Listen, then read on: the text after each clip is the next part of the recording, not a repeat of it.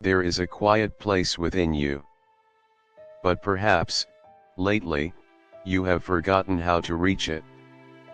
In a world that demands your attention every waking moment, where messages, meetings, and meaningless noise flood your life, do you ever wonder, when was the last time you were truly alone and at peace?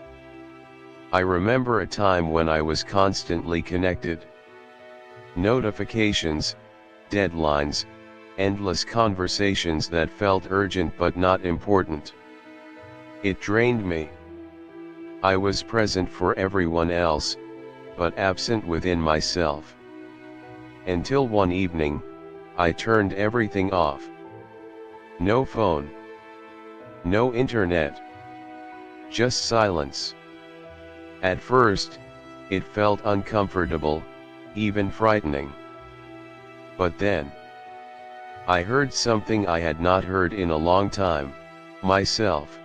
Solitude is not an escape. It is a return. A return to clarity. A return to truth. A return to power.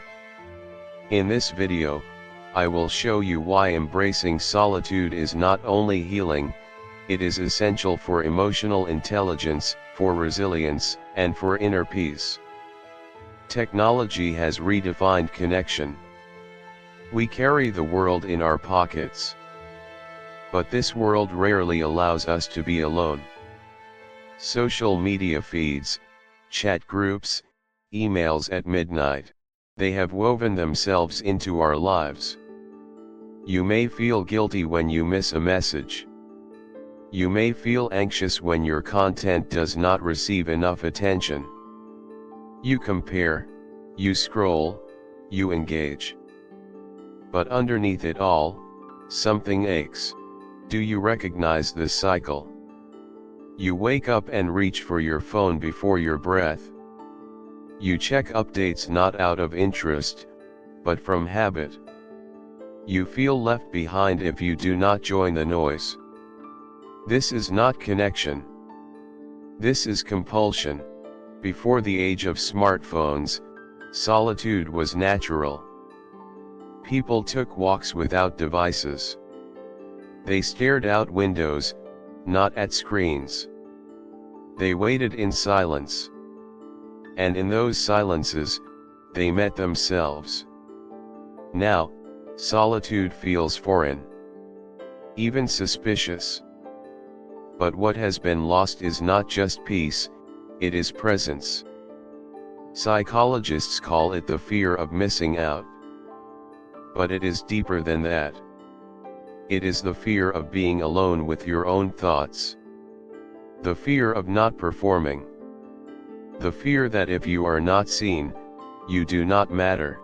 This emotional erosion is slow. But it is real. And you feel it in your restlessness, your stress, your inability to be still. You feel it in sleepless nights, cloudy focus, emotional outbursts, and that persistent sense of emptiness even when busy. Solitude is not the absence of people. It is the presence of self. When you step into solitude with intention, you begin to hear the quiet truths within. Emotional intelligence begins here, not in reacting, but in reflecting. Let us explore how. Self-awareness begins when you create space for silence. In that space, you begin to notice what you truly feel, not what you are told to feel, not what others expect. You see your patterns. You hear the voice beneath the noise. You remember what matters. Self-regulation follows naturally. You are no longer pulled by every comment, every confrontation, every fear. In solitude, you learn to respond, not react. To pause, not explode. For example, when someone criticizes you harshly, solitude allows you to step back and reflect, what in you felt hurt? Was it pride, or truth? This kind of pause is power. Motivation, the real kind, the kind that lasts, comes from within. Solitude recharges your emotional batteries. When you are not performing for others, you begin to move for your own reasons. You feel drawn toward your goals again, not pushed by guilt or comparison. Studies have shown that individuals who regularly embrace solitude experience greater focus, deeper creativity, and more sustainable productivity. Not because they do more, but because they do less, with more meaning. Solitude is not something you wait for. It is something you choose. Here are 4 practical ways to begin. 1. Create a daily solitude ritual. Start with 15 minutes. Turn off all devices.